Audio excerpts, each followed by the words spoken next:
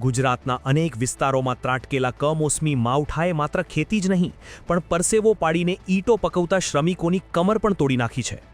વાવાઝોડા સાથે ખાબકેલા વરસાદે ઈંટોના ભઠ્ઠા પર રૌદ્ર સ્વરૂપ ધારણ કર્યું, જેના કારણે રાત દિવસની સખત મહેનત બાદ તૈયાર થયેલી કાચી ઈંટો પલળીને માટીમાં મળી ગઈ છે.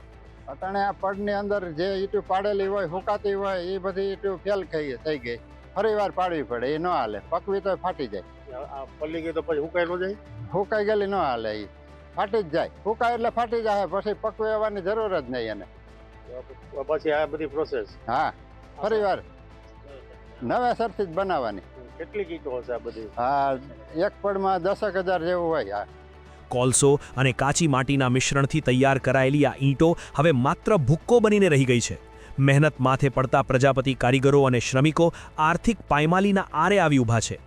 આકાશી આફતે સર્જેલી આ તારાજી બાદ હવે અસરગ્રસ્ત પરિવારો આશાભરી નજરે સરકાર તરફ જોઈ રહ્યા છે અને વહેલી તકે નુકસાનીનો સર્વે કરી વળતર આપવાની માંગ કરી રહ્યા છે.